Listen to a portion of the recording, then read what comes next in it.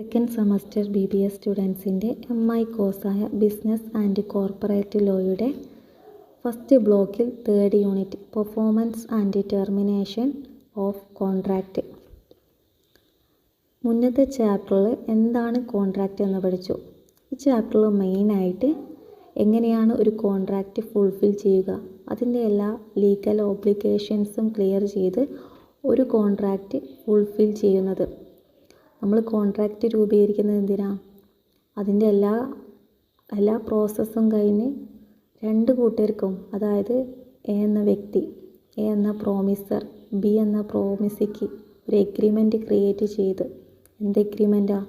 എയുടെ കാറ് ബിക്ക് വിൽക്കാനാണ്. എയുടെ കാറ് ബിക്ക് വിൽക്കുന്നത് എക്ക് ക്യാഷിന് വേണ്ടിയാണ്. എ കാറ് ബിക്ക് കൊടുക്കുമ്പോൾ ബിക്ക് കാറ് വരികയും ബി അതിനായിട്ട് ഒരു 20,000 റുപ്പീസ് എക്ക് കൊടുക്കുകയും ചെയ്യുന്നു. എക്ക് 20,000 റുപ്പീസ് കിട്ടുകയും ബിക്ക് കാറ് കിട്ടുകയും ചെയ്യുമ്പോൾ നമ്മുടെ കോൺട്രാക്റ്റ് ഫുൾഫിൽ ചെയ്യുന്നു.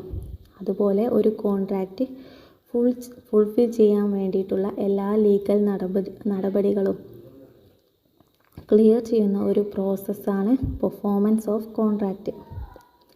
ഇതിന് വേണ്ടിയിട്ട് രണ്ട് പാർട്ടീസും പെർഫോം ചെയ്യണം. മേ ബി ഒരു പാർട്ടി, നമ്മുടെ പ്രോമിസർക്ക് ഈ ഒരു കോൺട്രാക്റ്റിൽ പെർഫോം ചെയ്യാൻ സാധിച്ചിട്ടില്ലെങ്കിൽ അദ്ദേഹത്തിൻ്റെ ഏജൻറ്റുമാരെയോ അല്ലെങ്കിൽ ലീഗലായിട്ടുള്ള കാര്യങ്ങളാണെങ്കിൽ ലീഗൽ റെപ്രസെൻറ്റേറ്റീവുമാരെയൊക്കെ ഇതിന് വേണ്ടിയിട്ട് ഈ കോൺട്രാക്റ്റ് ഫുൾഫിൽ ചെയ്യാൻ വേണ്ടിയിട്ട് കൊണ്ടുവരാം. മറ്റൊരു കേസ് നോക്കുകയാണെങ്കിൽ, ഈ ഒരു കോൺട്രാക്റ്റിൽ പ്രോമിസർ കോൺട്രാക്റ്റ് ഫുൾഫിൽ ചെയ്യാതിരുന്നു. അങ്ങനെ ഫുൾഫിൽ ചെയ്യാതിരുന്നാൽ നമുക്ക് നമ്മുടെ പ്രോമിസിക്ക് ഉണ്ടാകുന്ന എല്ലാവിധ നഷ്ടങ്ങൾക്കും നഷ്ടപരിഹാരം പ്രോമിസർ നൽകേണ്ടതാണ്. പെർഫോമൻസ് ഓഫ് കോൺട്രാക്റ്റ് പ്രകാരം രണ്ട് തരം പെർഫോമൻസുകളാണുള്ളത്. ആക്ച്വൽ പെർഫോമൻസും offer to perform or attempt performance. Actual പെർഫോമൻസും അറ്റംപ്റ്റ് പെർഫോമൻസും രണ്ട് തരം പെർഫോമൻസാണ് പെർഫോമൻസ് ഓഫ് കോൺട്രാക്റ്റ് പ്രകാരം നിലവിലുള്ളത്. എന്താണ് ആക്ച്വൽ പെർഫോമൻസ്? ആക്ച്വൽ പെർഫോമൻസിൽ പറയുന്നത്, രണ്ട് പാർട്ടികളും അവരുടെ എല്ലാ ലീഗൽ ഓബ്ലിഗേഷൻസും ക്ലിയർ ചെയ്ത് രണ്ട് പാർട്ടികളും കോൺട്രാക്റ്റ് ഫുൾഫിൽ ചെയ്യുന്നതിനെ കുറിച്ചാണ് പറയുന്നത്. വേറെ party A contract as done what he had undertaken to do, or either of parties has fulfilled their obligation under the contract within the time and in the manner prescribed, is called actual performance. രണ്ട് പാർട്ടികളും അവരുടെ എല്ലാ legal ഓബ്ലിഗേഷൻസും clear ചെയ്യുന്നതിനാണ് actual performance എന്ന് പറയുന്നത്. അങ്ങനെ fulfil ചെയ്ത് performance എല്ലാം തീർക്കുന്നു, കരാർ അവസാനിപ്പിക്കുന്നു. ഇതാണ് ആക്ച്വൽ പെർഫോമൻസ് എന്ന് പറയുന്നത്. ഇതിനൊരു എക്സാമ്പിൾ തന്നിക്കുന്നത്, നേരത്തെ പറഞ്ഞതുപോലെ ഒരു കാർ വിൽക്കാൻ അനിൽ തീരുമാനിക്കുന്നു. കാറ് വിൽക്കുന്നു. കാറ് വിറ്റ് അയാൾക്ക് 1 lakh കിട്ടുന്നു. കാറ് മറ്റേ പാർട്ടിക്കും കിട്ടുന്നു. അങ്ങനെ കരാർ അവസാനിപ്പിക്കുന്ന കാര്യമാണ് നേരത്തെ പറഞ്ഞ എക്സാമ്പിൾ തന്നെ. Then next offer to perform, അതായത് അറ്റംപ്റ്റ് പെർഫോമൻസ്. ഇത് പ്രകാരം ഓഫർ പെർഫോമൻസ് പ്രകാരം, അതായത് അറ്റംപ്റ്റഡ് പെർഫോമൻസ് പ്രകാരം ഒരു വ്യക്തി രണ്ട് കോൺട്രാക്റ്റിൽ ഏർപ്പെട്ട പ്രോമിസറും പ്രോമിസിയും തമ്മിൽ കോൺട്രാക്റ്റിൽ ഏർപ്പെടുകയും കരാർ നിർവഹിക്കാൻ വേണ്ടി പോവുകയും ചെയ്യുന്നു. എന്നാൽ പ്രോമിസി അതിൽ നിന്നും ആ കോൺട്രാക്റ്റ് ലംഘിക്കുന്നു. അപ്പോൾ ഒരു എക്സാമ്പിളിലൂടെ നോക്കാൻ പെട്ടെന്ന് മനസ്സിലാകും. സുനിലും അനിലും തമ്മിൽ ഒരു കോൺട്രാക്റ്റ് ക്രിയേറ്റ് ചെയ്യുന്നു. അനിൽ കുറച്ച് ഗുഡ്സ് സുനിലിന് സപ്ലൈ ചെയ്യുക എന്നതാണ് കോൺട്രാക്റ്റ്. എന്നാൽ അനിൽ ഗുഡ്സുമായി എത്തുമ്പോൾ സുനിൽ ആ ഗുഡ്സ് ഏൽക്കുന്നില്ല. അയാൾ ആ ഗുഡ്സ് സപ്ലൈ ചെയ്യാൻ അവിടെ എത്തുന്നില്ല. ഇങ്ങനെയുള്ള ഒരു ടൈപ്പ് ഓഫ് കോൺട്രാക്റ്റാണ് അറ്റംപ്റ്റഡ് പെർഫോമൻസ് ഓഫ് കോൺട്രാക്റ്റ് എന്ന് പറയുന്നത്. ദെൻ പെർഫോമൻസ് ഓഫ് കോൺട്രാക്റ്റ് പ്രകാരം സെക്ഷൻ 14 പറയുന്ന കാര്യങ്ങളാണ്. First one, promisor himself.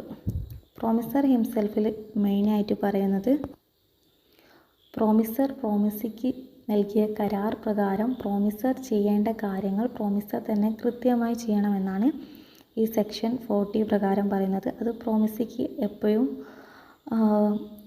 Promisor തന്നെ ചെയ്താൽ തൃപ്തിയാവുന്ന തരമുള്ള കാര്യങ്ങളായിരിക്കും അത്. അതായത് ഒരു ഡ്രോയിങ്സ് വരയ്ക്കാൻ അത് ആ പ്രോമിസർ ചെയ്താൽ മാത്രമേ പ്രോമിസിക്ക് തൃപ്തിയാവും. മറ്റ് പെയിൻറ്റർമാരുണ്ടെങ്കിലും അയാൾ കോൺട്രാക്റ്റിൽ ഏർപ്പെട്ട വ്യക്തി ചെയ്യുന്ന ആ പിക്ചറിനായിരിക്കും അയാൾ കൂടുതൽ വാല്യൂ കാണുന്നത്.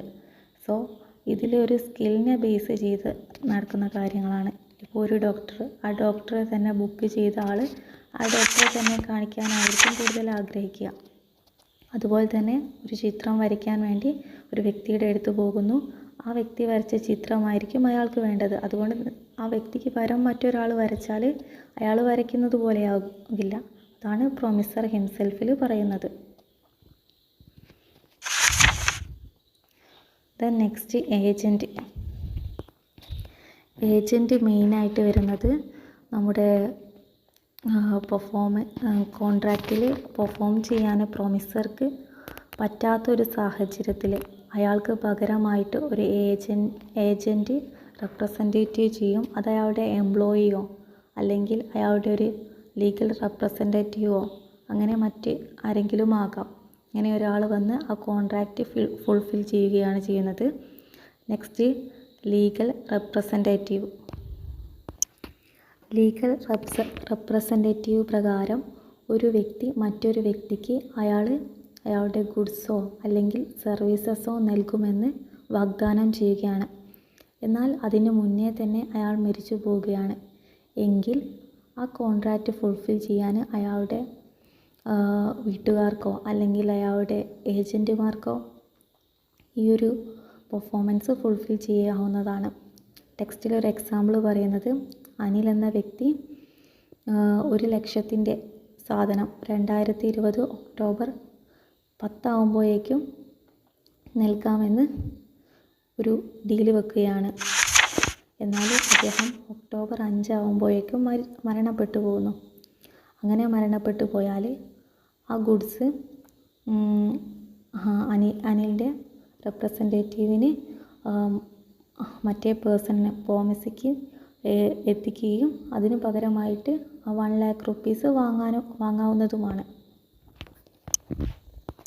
സോ ഇങ്ങനെ ഒരു അൺഎക്സ്പെക്റ്റഡ് ആയിട്ടുള്ള ഡെത്തൊക്കെ സംഭവിക്കുകയാണെങ്കിൽ അതൊരു ലാബിലിറ്റി ആയിട്ട് കണക്കാക്കി കണ്ട് അവരുടെ ബന്ധുക്കൾക്കോ അല്ലെങ്കിൽ സുഹൃത്തുക്കൾക്കോ ഈ ഒരു കോൺട്രാക്റ്റ് ക്ലിയർ ചെയ്ത് ഫുൾഫിൽ ചെയ്ത് പെർഫോമൻസ് ക്ലിയർ ചെയ്യാവുന്നതാണ്. മറ്റു ലീഗൽ പ്രൊസീജിയേഴ്സ് ഒന്നുമില്ലെങ്കിൽ മാത്രം. പെർഫോമൻസ് ഓഫ് കോൺട്രാക്റ്റ് പ്രകാരം എങ്ങനെയാണ് ടൈമും പ്ലേസും ഓരോ കേസിനനുസരിച്ചും മാറുന്നതെന്ന് നോക്കാം. Time and place for performance of contract. The various rules regarding the time and place of performance are given below. First the case നോക്കാം. But the time for performance is not specified in a contract and the promisor has undertaken to perform without application by the promisee. ഈ പെർഫോമൻസിൽ ഒരു കൃത്യമായ സമയം നൽകിയിട്ടില്ല. എപ്പോഴാണ് നമ്മുടെ contract പ്രകാരം എത്തിക്കേണ്ട സാധനം പ്രോമിസിയുടെ അടുത്ത് കയ്യിൽ എത്തിക്കേണ്ടതെന്ന് കൃത്യമായിട്ടുള്ള ഒരു ടൈം പീരീഡോ അല്ലെങ്കിൽ ഒരു പ്ലേസോ നൽകിയിട്ടില്ല. ഇങ്ങനെയുള്ളൊരു സാഹചര്യത്തിൽ പ്രോമിസർക്ക് അതിനനുസരിച്ച് നീങ്ങാം. റൂൾ പ്രകാരം എന്താ പറയുന്നത് നോക്കാം. The contract must be performed within responsible time. The question what reasonable time is a question of fact. Section 46 പ്രകാരം പറയുന്നു, ഇങ്ങനെ ഒരു കൃത്യമായ ടൈം നൽകിയിട്ടില്ലെങ്കിൽ വാട്ട് ഈസ് റീസണബിൾ ടൈം, എന്താണ് റീസണബിൾ ടൈം എന്ന്, അതായത് പ്രോമിസിക്കും പ്രോമിസർക്കും അനുയോജ്യമായ, ഫോർ എക്സാമ്പിൾ പ്രോമിസി വർക്ക് ചെയ്യുന്ന പേഴ്സൺ ആണെങ്കിൽ ആ വർക്കിംഗ് ടൈമിൽ അയാൾക്കൊരിക്കലും ആ ഗുഡ്സ് സ്വീകരിക്കാനാവില്ല. അതുകൊണ്ട് തന്നെ രണ്ട് കൂട്ടർക്കും പറ്റുന്നൊരു സമയത്ത് പ്രോമിസർ നോക്കിയിട്ട് പ്രോമിസിക്ക് ഗുഡ്സ് സർവീസ് ചെയ്യുക. ദെൻ സെക്കൻഡ് കേസിൽ എന്താ പറയുന്നത് നോക്കാം. ഈ കേസിൽ കൃത്യമായിട്ടുള്ള ടൈം പറയുന്നുണ്ട്, ബട്ട് അത് കൃത്യമായിട്ട് അപ്ലിക്കേഷനിൽ എഴുതി തന്നിട്ടൊന്നുമില്ല. ഒരു ടൈം പീരീഡ് പറഞ്ഞ് ഉറപ്പിച്ചിട്ടുണ്ട്. റൂള് പ്രകാരം എന്താണ് പറയുന്നത് നോക്കാം. റൂള് പ്രകാരം the promisor must perform his promisee on the particular day during the usual business hours and at a place where the promisee ought to be performed. Promisee പറഞ്ഞിരിക്കുന്നുള്ള ആ കൃത്യസമയത്ത് തന്നെ ആ ഒരു ബിസിനസ് ഹവേഴ്സ് തന്നെ നമ്മുടെ ഗുഡ്സ് സപ്ലൈ ചെയ്യുക. ഇത് സെക്ഷൻ 47 പ്രകാരമാണ് പറയുന്നത്. Next case, where the time for performance is specified in a contract and the promisor has not undertaken to perform it without application by the promisee. കൃത്യമായിട്ട് time പറഞ്ഞിട്ടുണ്ട് എങ്കിലും promisee ഒന്ന് രേഖപ്പെടുത്തിയിട്ടൊന്നുമില്ല, ഒന്ന് പറഞ്ഞിട്ട് പോലുമില്ല ഇന്ന സമയത്ത് കൊണ്ടുവരണം. ആ ഡീല് ചെയ്ത സമയത്ത് മാത്രം പറഞ്ഞൊരു കോൺട്രാക്റ്റാണ്, അതായത് പറഞ്ഞൊരു വാക്കാണ്. അല്ലാണ്ട് കൃത്യമായ ആപ്ലിക്കേഷനിൽ എഴുതിയിട്ടും പിന്നെ ഒന്ന് വിവരം അറിയിച്ചിട്ടും ഒന്നും ഇല്ലാത്ത ഒരു കേസിൽ റൂള് പ്രകാരം the promisee must apply for performance at a proper place and within usual business hours. പ്രോമിസിക്ക് പറയാവുന്നതാണ് ഒരു കൃത്യമായ ടൈം പെർഫോം ചെയ്യാൻ പറ്റിയിട്ടുള്ള ഒരു പ്രോപ്പർ ടൈമും പ്ലേസും പ്രോമിസിക്ക് പറയാവുന്നതാണ്. ഇത് സെക്ഷൻ 48 പ്രകാരമാണ് പറയുന്നത്. പ്രോമിസർ കൃത്യമായി സമയം പറഞ്ഞിട്ടില്ലാത്ത ഒരു കേസിലാണ് പ്രോമിസി ഇങ്ങനെ ഒരു കൃത്യമായ സമയവും പ്ലേസും കണ്ടെത്തുന്നത്. ഇത് സെക്ഷൻ 48 പ്രകാരം പറയുന്നു. ദെൻ ഫോർത്ത് കേസ് എന്താണെന്ന് നോക്കാം. Where the place for performance is not specified in a contract and the promise is to be performed without application by the promisee. ഇങ്ങനൊരു കേസിൽ കൃത്യമായി ഒരു സ്ഥലം, നമ്മുടെ കോൺട്രാക്റ്റ് പെർഫോം ചെയ്യാൻ കൃത്യമായിട്ടുള്ള ഒരു സ്ഥലം പറഞ്ഞിട്ടില്ലെങ്കിൽ, അങ്ങനത്തെ ഒരു കേസാണ് പറയുന്നത്. കൃത്യമായി പെർഫോം ചെയ്യാനുള്ളൊരു സമയമല്ല സ്ഥലം ആപ്ലിക്കേഷനിൽ പറഞ്ഞിട്ടില്ല, കോൺട്രാക്റ്റിലും പറഞ്ഞിട്ടില്ലെങ്കിൽ അത് അങ്ങനെയുള്ളൊരു കേസാണ് ഫോർത്ത് പോയിന്റിൽ പറയുന്നത്. അത് നമുക്ക് റൂളിലേക്ക് വരുമ്പോൾ അങ്ങനെ ഒരു കേസ് വന്നാൽ പ്രോമിസി അതിനൊരു കൃത്യമായിട്ടുള്ള, പ്രോമിസിക്കും പ്രോമിസർക്കും ഏറ്റവും അനുയോജ്യമായിട്ടുള്ള പ്രോപ്പറായിട്ടുള്ളൊരു പ്ലേസ് കണ്ടെത്തേണ്ടതാണെന്നാണ് സെക്ഷൻ 49 പറയുന്നത്. ദെൻ ഫിഫ്ത്ത് പോയിന്റ്, ഫിഫ്ത്ത് കേസിൽ പറയുന്നത് നമ്മളെപ്പോഴും ഒരു കോൺട്രാക്റ്റ് പെർഫോം ചെയ്യാൻ തീരുമാനിക്കുമ്പോൾ അതിന് കൃത്യമായ ഒരു മാനർ കീപ്പ് ചെയ്യണം. അതായത് ഒരു ടൈം, ഒരു പ്ലേസ് എന്നിങ്ങനെ കൃത്യമായ മാനർ കീപ്പ് ചെയ്യണം എന്നാണ് പറയുന്നത്. ഇത് മെയിനായിട്ട് പ്രോമിസിയുടെ ഇൻട്രസ്റ്റിനായിരിക്കും കൂടുതൽ വാല്യൂ നൽകുന്നത്. ദെൻ റൂള് പ്രകാരവും പറയുന്നു the promise must be performed in the manner and at the time prescribed by the promisee. പ്രോമിസിക്ക് ഏറ്റവും അനുയോജ്യമായ സമയവും സ്ഥലവുമായിരിക്കും ഇങ്ങനെ ഒരു കേസിൽ കൂടുതൽ പ്രാധാന്യം നൽകുക, അല്ലാതെ പ്രോമിസർക്ക് അനുയോജ്യമായ സ്ഥലമായിരിക്കില്ല നൽകുന്നത്.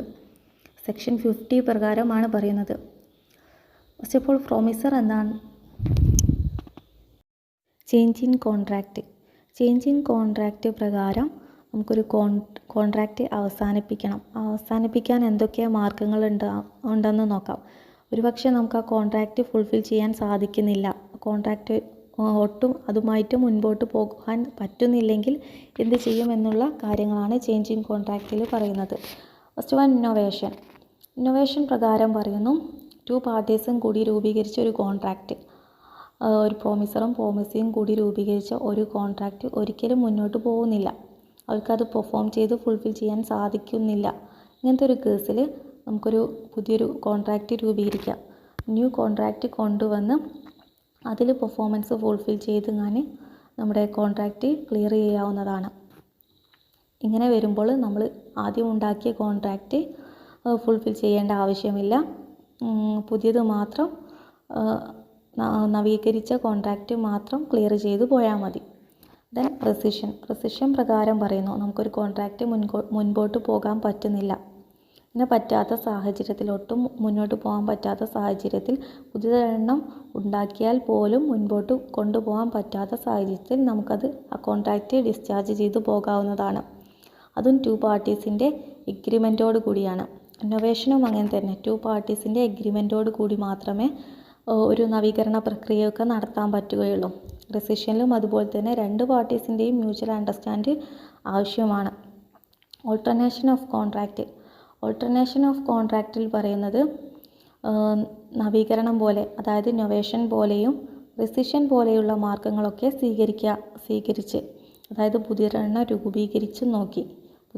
രൂപീകരിച്ച് ഓൾഡ് കോൺട്രാക്റ്റ് പറ്റാഞ്ഞിട്ട് പുതിയതൊരു കോൺട്രാക്റ്റ് രൂപീകരിച്ച് അതിലും പെർഫോം ചെയ്ത് നോക്കിയിട്ടും ഒട്ടും മുൻപോട്ട് പോകാൻ പറ്റുന്നില്ല.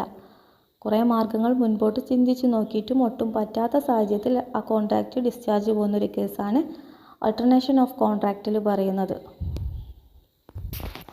ഡിസ്ചാർജ് ഓഫ് കോൺട്രാക്റ്റ് പ്രകാരം എന്തൊക്കെ കാര്യങ്ങളാണെന്ന് നോക്കാം. ഡിസ്ചാർജ് ഓഫ് കോൺട്രാക്റ്റ് പ്രകാരം നമ്മളൊരു കോൺട്രാക്റ്റ് രൂപീകരിച്ചാൽ ആ കോൺട്രാക്റ്റിലുണ്ടാകുന്ന ബാധ്യതകളെല്ലാം അവസാനിച്ചതിന് ശേഷം മാത്രമേ ആ കോൺട്രാക്റ്റ് നമുക്ക് അവസാനിപ്പിക്കാൻ സാധിക്കുകയുള്ളൂ. ആ ലയബിലിറ്റീസ് എല്ലാം തീർത്ത് കഴിഞ്ഞാൽ മാത്രമേ ഒരു കോൺട്രാക്റ്റ് ഫുൾഫിൽ ചെയ്ത് എന്നും പറയത്തുള്ളൂ. ഈ ഒരു കേസിൽ എന്തൊക്കെയാണ് വരുന്നത്? Discharge by breach of contract. എന്താണ് breach? Breach means an act of breaking or failing to observe a law or agreement. നമ്മൾ നിർമ്മിച്ച കോൺട്രാക്റ്റ് എന്തെങ്കിലും കാരണവശാൽ അത് പെർഫോം ചെയ്യാൻ പറ്റാതെ പോകുന്നൊരു സിറ്റുവേഷൻസാണ് ബ്രീച്ചിൽ പറയുന്നത്. എന്തെങ്കിലും കാരണവശാൽ അത് ബ്രേക്കായി പോവുകയും അല്ലെങ്കിൽ അത് ഫെയിലിയറായി പോവുകയും ചെയ്യുന്ന ഒരു സിറ്റുവേഷൻസിനാണ് ബ്രീച്ച് എന്നതുകൊണ്ട് അർത്ഥമാക്കുന്നത്. 2 പാർട്ടീസ് കൂടി പെർഫോം ചെയ്യാൻ തീരുമാനിക്കുന്നതിനെയാണ് നമ്മൾ കോൺട്രാക്റ്റ് എന്ന് പറയുന്നത്. ഇങ്ങനെ കോൺട്രാക്റ്റ് ഫുൾഫിൽ ചെയ്യാൻ പറ്റാത്ത ഒരു സാഹചര്യത്തെയാണ് ബ്രീച്ച് എന്നതുകൊണ്ട് അർത്ഥമാക്കുന്നത്. അതാണ് ബ്രീച്ച് ഓഫ് കോൺട്രാക്റ്റിൽ പറയുന്നത്. Then discharge by lapse of time. Lapse of ടൈമിൽ പറയുന്നു നമ്മളൊരു കോൺട്രാക്റ്റ് ഫുൾഫിൽ ചെയ്യാൻ കൃത്യമായ ഒരു ടൈം ഡ്യൂറേഷൻ ഒരു സമയമുണ്ടായിരിക്കും. ആ സമയത്തിനുള്ളിൽ തന്നെ നമ്മുടെ കോൺട്രാക്റ്റ് ഫുൾഫിൽ ചെയ്ത് പെർഫോം ചെയ്യേണ്ടതാണ്. ഈ ഒരു കൃത്യമായ സമയത്തിനുള്ളിൽ പെർഫോം ചെയ്തിട്ടില്ലെങ്കിൽ, അതായത് എ എന്ന വ്യക്തി ബി എന്ന വ്യക്തിക്ക് ഒരു ഗുഡ്സ് സപ്ലൈ ചെയ്യുമ്പോൾ എ എന്ന വ്യക്തി കൃത്യമായി ഗുഡ്സ് സപ്ലൈ ചെയ്തില്ലെങ്കിൽ, പറഞ്ഞ സമയത്തിനുള്ളിൽ ബിക്ക് ഗുഡ്സ് എത്തിച്ചിട്ടില്ലെങ്കിൽ ബിക്ക് അതിന് ലീഗലായിട്ട് മൂവ് ചെയ്യാവുന്നതാണ്. Then breach of contract. Breach of കോൺട്രാക്റ്റിൽ എന്തൊക്കെയാണ് പറയുന്നതെന്നാൽ നമ്മുടെ കോൺട്രാക്റ്റ് 2 വ്യക്തികൾ കൂടി രൂപീകരിക്കുന്ന കോൺട്രാക്റ്റ് എല്ലാ ഒബ്ലിഗേഷൻസും ക്ലിയർ ചെയ്ത് അതിൻ്റെ ടൈമിൽ അതിൻ്റെ കൃത്യതയോടു കൂടി കോൺട്രാക്റ്റ് പെർഫോം ചെയ്യുമ്പോഴാണ് ഒരു കോൺട്രാക്റ്റ് അവസാനിക്കുന്നത്. എന്നാൽ ഇങ്ങനെ എല്ലാ ഒബ്ലിഗേഷൻസും ക്ലിയർ ചെയ്ത് കോൺട്രാക്റ്റ് അവസാനിക്കാൻ പറ്റാത്ത സാഹചര്യങ്ങളെയാണ് ബ്രീച്ച് ഓഫ് കോൺട്രാക്റ്റിൽ പറയുന്നത്. ഇതിൻ്റെ കുറച്ച് മെത്തേഡ്സ് എങ്ങനെയൊക്കെയാണ് ബ്രീച്ചായി പോകുന്നത് എന്നൊക്കെയാണ് ബ്രീച്ച് ഓഫ് കോൺട്രാക്റ്റിൽ പറയുന്നത്. ബ്രീച്ച് ഓഫ് കോൺട്രാക്റ്റിൽ ഒരു പാർട്ടി കമ്മിറ്റ്മെൻറ്റ് കൃത്യമായി ചെയ്യുന്നില്ല. അതായത് എ എന്ന വ്യക്തി കൃത്യമായി ഗുഡ്സ് സപ്ലൈ ചെയ്തിട്ടില്ലെങ്കിൽ ആ എ എന്ന വ്യക്തിയെയാണ് നമ്മളെന്ത് പറയുന്നത്, ഗിൽറ്റി പാർട്ടി എന്ന് പറയുന്നു. എന്നാൽ അത് ബാധിക്കുന്ന പാർട്ടിയെ ബി എന്ന പാർട്ടിക്ക് കിട്ടുന്നില്ല, ഗുഡ്സ് സപ്ലൈ ചെയ്തിട്ട് കിട്ടാത്ത പാർട്ടിയെ നമ്മൾ ഇൻജേർഡ് പാർട്ടി എന്നും പറയുന്നു. ബ്രീച്ച് ഓഫ് കോൺട്രാക്റ്റ് പ്രധാനമായും 2 തരത്തിലുണ്ട്. Anticipatory breach of contract. എന്താണ് ആൻറ്റിസിപ്പേറ്ററി ബ്രീച്ച് ഓഫ് കോൺട്രാക്റ്റ് എന്ന് നോക്കാം. ഇതിൽ പ്രധാനമായിട്ടും നമ്മുടെ പ്രോമിസർ കൃത്യമായി വാക്കുകളിലൂടെയും അല്ലെങ്കിൽ അയാളുടെ പെരുമാറ്റത്തിലൂടെയൊക്കെ ഏകദേശം സൂചന തന്നിട്ടുണ്ടാകും, ഇങ്ങനെ നമുക്ക് ഗുഡ്സ് സപ്ലൈ ചെയ്യാൻ പറ്റില്ല അല്ലെങ്കിൽ മറ്റെന്തെങ്കിലും കോൺട്രാക്റ്റുകൾ ഫുൾഫിൽ ചെയ്യാൻ പറ്റത്തില്ലെന്ന് അയാൾ ചെറിയ വാക്കുകളിലൂടെയോ അല്ലെങ്കിൽ അയാളുടെ പെരുമാറ്റത്തിലൂടെ തന്നെ പ്രോമിസിക്ക് മനസ്സിലാക്കി കൊടുത്തിട്ടുണ്ടാകും. എന്നാൽ ഗുഡ്സ് സപ്ലൈ ചെയ്യേണ്ട ഒരു ഡേറ്റ് എടുക്കുമ്പോൾ തന്നെ അയാൾ കാര്യങ്ങൾ കൃത്യമായിട്ട് പറയുകയും ചെയ്യും. അത് ചിലപ്പോൾ എഴുതി വിടുകയോ അല്ലെങ്കിൽ അയാളത് പറഞ്ഞയക്കുകയോ ചെയ്തേക്കാം. ഇങ്ങനത്തെ ഒരു കേസിൽ കോൺട്രാക്റ്റ് അവസാനിപ്പിക്കുന്നതിനാണ് ആൻറ്റിസിപ്പേറ്ററി ബ്രീച്ച് ഓഫ് കോൺട്രാക്റ്റിൽ പെടുന്നത്. അതിനൊരു ഉദാഹരണം ടെക്സ്റ്റിൽ കൊടുത്തിട്ടുണ്ട്. അനിൽ സുനിലുമായിട്ടൊരു കോൺട്രാക്റ്റ് ചെയ്യുന്നു. കോൺട്രാക്റ്റ് എന്നാൽ 15th ജൂലൈ 2016 അവർ കോൺട്രാക്റ്റ് ചെയ്യുന്നത്. 10 ബെൽസ് ഓഫ് കോട്ടൺ സപ്ലൈ ചെയ്യാനാണ്. എന്നേക്കാണ് സപ്ലൈ ചെയ്യുന്നത്? 14th ആഗസ്റ്റിന് സപ്ലൈ ചെയ്യാനാണ് കോൺട്രാക്റ്റ് ഉണ്ടാക്കിയിട്ടുള്ളത്. എന്നാൽ ജൂലൈ 13th സുനിൽ ഇൻഫോം ചെയ്യുന്നുണ്ട് അങ്ങനെ കോട്ടൺ സപ്ലൈ ചെയ്യാൻ സാധിക്കില്ല എന്ന്. ഇത്തരത്തിൽ നേരത്തെ മുൻകൂട്ടി പറഞ്ഞതിന് ശേഷം കോൺട്രാക്റ്റ് ബ്രീച്ച് ചെയ്യുന്ന കേസുകളാണ് ആൻറ്റിസിപ്പേറ്ററി ബ്രീച്ച് ഓഫ് കോൺട്രാക്റ്റിൽ പറയുന്നത്. ഇത് നേരത്തെ മുൻകൂട്ടി വിളിച്ച് പറയുന്നതാകാം, അല്ലെങ്കിൽ മറ്റൊരു വ്യക്തി മുഖേന അറിയിക്കുന്നതുമാകാം. എന്താണെങ്കിലും നേരത്തെ അറിയിക്കുന്നുണ്ട്. അത്തരത്തിലുള്ള കേസുകളാണ് ആൻറ്റിസിപ്പേറ്ററി ബ്രീച്ച് ഓഫ് കോൺട്രാക്റ്റിൽ പെടുന്നത്. ദെൻ ബ്രീച്ച് ഓഫ് കോൺട്രാക്റ്റിൻ്റെ മറ്റൊരു ഭാഗമാണ് actual breach of contract. Actual breach of contract എന്താണെന്ന് ഒരു ഉദാഹരണത്തിലൂടെ നോക്കാം, എന്നാൽ പെട്ടെന്ന് മനസ്സിലാകും. Sunil 100 bag of sugar supply ചെയ്യാമെന്ന് എഗ്രി ചെയ്യുന്നു. എന്നാൽ എഗ്രി ചെയ്യുന്നത് എന്നേക്കാണ് എഗ്രി ചെയ്യുന്നത്? 1 ഫെബ്രുവരി 2016 എത്തിക്കാമെന്നാണ് എഗ്രിമെൻറ്റിൽ എഴുതിയിട്ടുള്ളത്.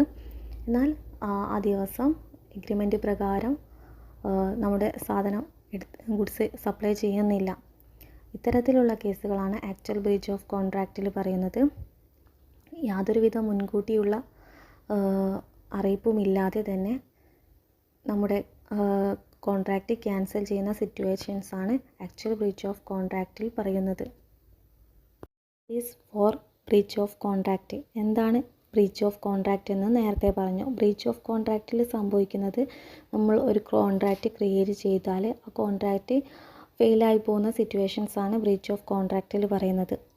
Then remedies for breach of കോൺട്രാക്റ്റിൽ പറയുന്നത് അങ്ങനെ ഒരു ബ്രീച്ച് ഓഫ് കോൺട്രാക്റ്റ് സംഭവിച്ചാൽ അതിന് എന്തൊക്കെ റെമഡികളുണ്ട്, ബ്രീച്ച് ഓഫ് കോൺട്രാക്റ്റ് ഓവർകം ചെയ്യാൻ എന്തൊക്കെ റെമഡികളാണ് ഉണ്ടാകുന്നത് എന്നാണ്. അതായത് ഒരു വ്യക്തിക്ക് എന്തായാലും ഏതെങ്കിലും ഒരു പേഴ്സണ് ഏതെങ്കിലും ഒരു ഭാഗത്ത് 2 കക്ഷികൾ കൂടി ഉണ്ടാകുന്ന കോൺട്രാക്റ്റിൽ ഏതെങ്കിലും ഒരു വ്യക്തിക്ക് ഇതിലൊരു ലോസ് ബ്രീച്ച് ഓഫ് കോൺട്രാക്റ്റ് സംഭവിക്കുമ്പോൾ ഏതെങ്കിലും ഒരു വ്യക്തിക്ക് എന്തായാലും ഒരു ലോസ് സംഭവിക്കും. ഇങ്ങനെ സംഭവിച്ചാൽ അതിനുണ്ടാകുന്ന റെമഡീസാണ് ബ്രീച്ച് ഓഫ് കോൺട്രാക്റ്റിൽ പറയുന്നത്. First one, suit for rescission. Second, suit for damages. Third, suit for quantum meruit. Fourth, suit for specific performance. Fifth, suit for injunctions. Suit for damages. Suit for damages എന്ന റെമഡിയിൽ മെയിനായിട്ട് പറയുന്നത് damage സംഭവിച്ച പാർട്ടിക്ക് അതിന് തക്കതായ കോമ്പൻസേഷൻ നേടിക്കൊടുക്കണമെന്നാണ്. 2 പാർട്ടീസ് കൂടി ഒരു ഒബ്ലിഗേഷൻസിൻ പെർഫോം ചെയ്യുകയാണ്.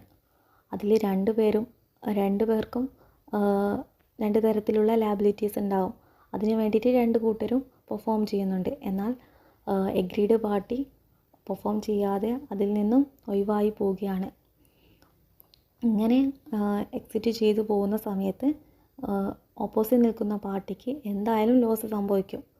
അയാൾ ഒരുപാട് കാര്യങ്ങൾ ഇതിന് വേണ്ടിയിട്ട്, ഈ കോൺട്രാക്റ്റിന് വേണ്ടിയിട്ട് ചെയ്തിട്ടുണ്ടാകും. അതുകൊണ്ട് തന്നെ അയാൾക്ക് അതിൻ്റേതായ ലോസ് സംഭവിച്ചിട്ടുണ്ടാകും. ഇങ്ങനെ വരുന്നൊരു സമയത്ത് അയാൾക്ക് തക്കതായ നഷ്ടപരിഹാരം ലഭിക്കേണ്ടതാണ്. അതിനുള്ള നിയമ നടപടികളിലൂടെ അയാൾക്ക് പോകാം. അയാൾക്ക് സംഭവിച്ച ഡാമേജസിനെല്ലാം തന്നെ കൃത്യമായി മോണിറ്ററി കോമ്പൻസേഷൻ ആയിരിക്കും അയാൾ അർഹിക്കുന്നുണ്ടാവുക. അത് തക്കതായിട്ട് കോർട്ടിൽ നിന്ന് അയാൾക്ക് വേണ്ട കോമ്പൻസേഷൻ നേടിയെടുക്കാവുന്നതാണ്. ഇത് കോൺട്രാക്റ്റ് ഫെയിൽ ചെയ്ത പാർട്ടി, എഗ്രീഡ് പാർട്ടി അതിനുള്ള കോമ്പൻസേഷൻ നൽകേണ്ടതുമാണ്. ഇതിലൂടെ എന്താ കോർട്ട് ഉദ്ദേശിക്കുന്നത് എന്നാൽ, അയാൾ കോൺട്രാക്റ്റിൽ ഏർപ്പെട്ടാൽ അയാൾക്ക് എന്ത് തരത്തിലുള്ള ലാഭമാണോ ഉണ്ടാകുന്നത്, എന്ത് ഉദ്ദേശത്തോടെയാണോ അയാൾ കോൺട്രാക്റ്റിൽ ഏർപ്പെട്ടത്, അതേ പൊസിഷനിൽ തന്നെ ഈ ഒരു നഷ്ടപരിഹാരം ലഭിക്കുമ്പോൾ അയാൾ എത്തുമെന്നാണ് ഈ ഒരു കോൺട്രാക്റ്റിലൂടെ കോർട്ട് ഉദ്ദേശിക്കുന്നത്. ദെൻ വ്യത്യസ്ത തരത്തിലുള്ള ഡാമേജസ് നമ്മുടെ ലോസ് സംഭവിച്ച പാർട്ടിക്ക് നേരിട്ടിട്ടുണ്ടാകും. അതെന്തൊക്കെ ഡാമേജസുകൾ എന്നാണ് നോക്കുന്നത്. 4 ടൈപ്പ് ഉണ്ട്. General or ordinary damages, special damages, exemplary or vindicate damages, nominal damages. First one general or ordinary damages. General or ordinary ഡാമേജസിൽ ഡയറക്റ്റ്ലി വരുന്ന ലോസിനായിരിക്കും പ്രാധാന്യം നൽകുന്നത്. ഡയറക്റ്റ്ലി വരുന്ന ലോസിന് കൃത്യമായ കോമ്പൻസേഷൻ നേടിക്കൊടുക്കുക എന്നതാണ് ഓർഡിനറി ഡാമേജസിൽ പറയുന്നത്. അതായത് ഒരു ഉദാഹരണത്തിലൂടെ നോക്കാം. 100 ബാഗ്സ് 100 രൂപയ്ക്ക് 100 രൂപ എന്ന പ്രൈസിൽ ഫ്യൂച്ചർ ഒരു ഡേറ്റ് പറയും. ആ ഡേറ്റിന് എത്തിക്കാൻ പറയുന്നു. എന്നാൽ അത് കൃത്യമായി സപ്ലൈ ചെയ്യുന്നില്ല. ഗ്രീഡ് ചെയ്ത പാർട്ടി കൃത്യമായി സപ്ലൈ ചെയ്യാത്ത പക്ഷം അയാൾക്ക് അതിനെതിരെ കോമ്പൻസേഷൻ നേടിയെടുക്കാവുന്നതാണ്. ആ കോമ്പൻസേഷൻ വരുന്നത് എങ്ങനെയെന്നാൽ അയാൾക്ക് പറഞ്ഞ സമയത്ത് ബാഗ് ലഭിക്കുന്നില്ല. അതുകൊണ്ട് തന്നെ അയാൾക്ക് അത് മാർക്കറ്റ് പ്രൈസിന് വാങ്ങേണ്ടി വരുന്നുണ്ട്. മാർക്കറ്റ് പ്രൈസായ 110 രൂപയ്ക്ക് 100 രൂപയ്ക്ക് ആണ് അയാൾ ഓർഡർ ചെയ്തതെങ്കിൽ 110 രൂപയ്ക്കാണ് അയാൾക്ക് മാർക്കറ്റ് പ്രൈസിൽ വാങ്ങേണ്ടി വന്നത്. ഇങ്ങനെ വാങ്ങേണ്ടി വന്നത് കൊണ്ട് തന്നെ അയാൾക്ക് ആ ദിവസം മുതലുള്ള കോമ്പൻസേഷനും അതേപോലെ തന്നെ അയാൾക്ക് അധികം വന്ന 110 രൂപ 100 രൂപയിൽ 110 രൂപയ്ക്കാണ് വാങ്ങിയത്. ആ 10 രൂപ അയാൾക്ക് അധികം വന്നതാണ്. അതും കൂടെ ഈ കോമ്പൻസേഷനിൽ ഉൾപ്പെടുത്തുന്നതാണ് ജനറൽ ഓർ ഓർഡിനറി ഡാമേജസിൽ പറയുന്നത്. Then next special damages. എന്താണ് സ്പെഷ്യൽ ഡാമേജസ് എന്ന് നോക്കാം. സ്പെഷ്യൽ ഡാമേജസിൽ പ്രധാനമായിട്ടും ഒരു സ്പെഷ്യലായിട്ടുള്ള ഐറ്റംസ് കൂടിയും ഉൾപ്പെട്ടിട്ടുണ്ടാകും. അതായത് ഒരു സ്പെഷ്യൽ സർക്യൂംസ്റ്റൻസ് ഉൾപ്പെട്ടിട്ടുണ്ടാകും. രണ്ട് പാർട്ടിക്കും നേരത്തെ അത് അറിയുന്നതുമായിരിക്കും. എഗ്രീഡ് പാർട്ടിയെ നേരത്തെ തന്നെ അറിയിച്ചിട്ടുണ്ടാകും. ഇങ്ങനെ ഒരു സ്പെഷ്യൽ സർക്യൂംസ്റ്റൻസ് ഉണ്ട്, അതുകൊണ്ട് തന്നെ അത് നേരത്തെ എത്തിക്കണം. ഗുഡ്സ് ആണെങ്കിൽ ആ ഗുഡ്സ് നേരത്തെ എത്തിക്കണം. അത്രയ്ക്കും അത്യാവശ്യമുള്ള കാര്യങ്ങളാണെങ്കിൽ പ്രത്യേകം പറഞ്ഞിരിക്കണം. ഇങ്ങനെ കൃത്യമായി ആ കോൺട്രാക്റ്റ് പാലിച്ചില്ലെങ്കിൽ അതിനുള്ള കോമ്പൻസേഷനെ കുറിച്ചും എഗ്രീഡ് പാർട്ടിക്ക് കൃത്യമായ ധാരണ നൽകിയിട്ടും ഉണ്ടായിരിക്കും. ഇങ്ങനത്തെ ഒരു കേസിനെയാണ് സ്പെഷ്യൽ ഡാമേജസിൽ പറയുന്നത്. ഒരു എക്സാമ്പിളിലൂടെ പറഞ്ഞാൽ കുറച്ചുകൂടി വ്യക്തമാകും. അതായത് ഒരു ടൈലർ മെഷീന് അനിൽ വാങ്ങുന്നു. അനിലിൻ്റെ നാട്ടിൽ ഒരു ഉത്സവം നടക്കാൻ പോകുന്നുണ്ട്. ആ ഉത്സവത്തിനേക്കാണ് ടൈലർ മെഷീൻ വാങ്ങുന്നത്. ആ സമയത്ത് അയാൾക്ക് കുറേ അധികം ഓർഡർ ലഭിക്കുന്നതാണ്. അതിന് മുന്നോടിയായിട്ടാണ് അയാൾ മെഷീൻ ഓർഡർ ചെയ്യുന്നത്. എന്നാൽ ഈ ഉത്സവമൊക്കെ കഴിഞ്ഞതിന് ശേഷമാണ് മെഷീൻ എത്തുന്നത്. ഇയാൾ കൃത്യമായി എഗ്രീഡ് പാർട്ടീനോട് പറഞ്ഞ് ഡീൽ ചെയ്തിട്ടുണ്ട്. ഈ ഉത്സവം നടക്കാൻ പോകുന്നുണ്ട്, ആ ഉത്സവത്തിൻ്റെ സമയത്തേക്കാണ് താൻ ഈ മെഷീൻ ഓർഡർ ചെയ്തത്, അന്നപ്പോഴേക്കും എത്തിക്കണം, ഉത്സവം കഴിയുന്നതിൻ്റെ മുൻപായിട്ട് തന്നെ എത്തിക്കണം. അങ്ങനെ എത്തിച്ചിട്ടില്ലെങ്കിൽ തനിക്ക് ഈ സ്പെഷ്യൽ സർക്യൂംസ്റ്റൻസ് പ്രകാരം നഷ്ടപരിഹാരം തരണമെന്ന് പറഞ്ഞിട്ടുമുണ്ടെങ്കിൽ അയാൾക്ക് അതിനുള്ള ഈ ഒരു ക്ലൈമിനുള്ള നഷ്ടപരിഹാരവും നേടിയെടുക്കാവുന്നതാണ്. സാധാരണ ഡാമേജസ് സംഭവിച്ചതിനുപരിയായിട്ട് ഈ സ്പെഷ്യൽ സർക്യൂംസ്റ്റൻസ് കൂടി ഇതിൽ ഉൾപ്പെടുന്നു. അതിനോടുള്ള കോമ്പൻസേഷൻ അയാൾക്ക് മേടിച്ചെടുക്കാവുന്നതാണ്. എക്സംപ്ലറി ഓർ വിൻഡിക്കേറ്റ് ഡാമേജസിൽ പ്രധാനമായിട്ടും ഫീലിങ്സ്, സഫറിങ്സ് എന്നിവയൊക്കെ ആയിരിക്കും ഇതിൻ്റെ ഒരു കോൺട്രാക്റ്റിൻ്റെ ലോസ് എന്ന് പറയുന്നത്. ഇത്തരത്തിലുള്ള ലോസുകളായിരിക്കും ഇതിന് ഉണ്ടാവുന്നത്. അതായത് രണ്ട് കോൺട്രാക്റ്റിൽ ഏർപ്പെട്ട ഒരു വ്യക്തിക്ക് മോണിറ്ററി കോമ്പൻസേഷൻ ആയിരിക്കില്ല ഈ ഒരു കേസിൽ നേടിക്കൊടുക്കേണ്ടത്. പകരം അയാൾക്ക് അതിൻ്റെ തക്കതായ ശിക്ഷയായിരിക്കും നേടിക്കൊടുക്കേണ്ടത്. ഇവിടെ ഈ കോൺട്രാക്റ്റ് പ്രകാരം ബ്രീച്ച് നടന്ന പാർട്ടിക്ക് പണിഷ്മെൻറ്റ് നേടിക്കൊടുക്കുക എന്നതാണ് ഇതിലെ ഒരു കോമ്പൻസേഷനായിട്ട് കണക്കാക്കുന്നത്. ഉദാഹരണമായിട്ട് എ എന്ന വ്യക്തി ബി എന്ന വ്യക്തിയെ കല്യാണം മാരേജ് ചെയ്യാമെന്ന് പ്രോമിസ് ചെയ്യുകയും എന്നാൽ എ എന്ന വ്യക്തി ഈ എഗ്രിമെൻറ്റിൽ ഈ കോൺട്രാക്റ്റിൽ നിന്നും ഒഴിവാവുകയും ചെയ്യുന്നു. ഇങ്ങനെ വരുമ്പോൾ ബി എന്ന വ്യക്തിയുടെ സഫറിങ്സിനും ഫീലിങ്സിനുമാണ് കോമ്പൻസേഷൻ നൽകേണ്ടത് കോർട്ട്. അതുകൊണ്ട് തന്നെ അതിനുള്ള ഫീലിങ്സിനും സഫറിങ്സിനുമുള്ള കോമ്പൻസേഷനായിട്ട് ഒരിക്കലും ഒരു പൈസ മാറത്തില്ല. ഒരു ക്യാഷ് കൊടുത്താൽ ആ ഫീലിങ്സും സഫറിങ്സൊന്നും നികത്താൻ സാധിക്കത്തില്ല. അതുകൊണ്ട് തന്നെ എന്ന വ്യക്തിക്ക് കൃത്യമായ പണിഷ്മെൻറ്റാണ് ഈ ഒരു കോൺട്രാക്റ്റ് പ്രകാരം നേടിക്കൊടുക്കേണ്ടത്.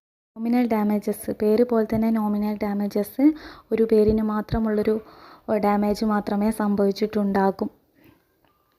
രണ്ട് വ്യക്തികൾ തമ്മിലുള്ള കോൺട്രാക്റ്റിൽ ആർക്കും പ്രത്യേകമായിട്ട് ലോസ് ഒന്നും സംഭവിക്കാത്ത കേസാണ് നോമിനൽ ഡാമേജസിൽ ഉൾപ്പെടുന്നത്. Rules regarding award of damages. ഇത്തരത്തിലുള്ള ഒരു ഡാമേജസ്, അതായത് രണ്ട് വ്യക്തികൾ തമ്മിൽ ഒരു കോൺട്രാക്റ്റ് രൂപീകരിക്കുകയും അതെങ്ങനെയെങ്കിലും ഏതെങ്കിലും കാരണവശാൽ ബ്രീച്ചായി പോവുകയും ചെയ്യുന്നു. അങ്ങനെ ഉണ്ടാകുമ്പോൾ ഏതെങ്കിലും ഒരു വ്യക്തിക്ക് ഡാമേജ് സംഭവിക്കും. അങ്ങനെ ഡാമേജ് സംഭവിക്കുന്ന മറ്റൊരു കേസാണ് റിഗാർഡിംഗ് അവാർഡ്സ് ഓഫ് ഡാമേജസിൽ പറയുന്നത്. എന്തൊക്കെയാണെന്ന് നോക്കാം. നഷ്ടങ്ങൾ സംഭവിച്ച വ്യക്തിക്ക് നൽകുന്നതെന്ന്. Compensation not penalty. ഈ ഡാമേജസിൽ പറയുന്നു കോമ്പൻസേഷൻ നോട്ട് പെനാൽറ്റി. ഒരിക്കലും നഷ്ടം സംഭവിച്ച ആളെ ഒന്ന് ശിക്ഷിക്കണം എന്ന പേരിലല്ല കോമ്പൻസേഷൻ കൊടുക്കുന്നത്. പകരം ലോസ് സംഭവിച്ച വ്യക്തിക്ക് എപ്പോഴും ഒരു നഷ്ടപരിഹാരം എന്ന രീതിയിലായിരിക്കും കോമ്പൻസേഷൻ നൽകുന്നത്. അതായത് പണിഷ്മെൻ്റ് ആയിട്ടായിരിക്കില്ല നമ്മുടെ കോമ്പൻസേഷൻ പോകുന്നത്. പകരം ലോസ് സംഭവിച്ച വ്യക്തിക്ക് ആ നഷ്ടം നികത്തുക എന്നതായിരിക്കും മെയിൻ ഉദ്ദേശം.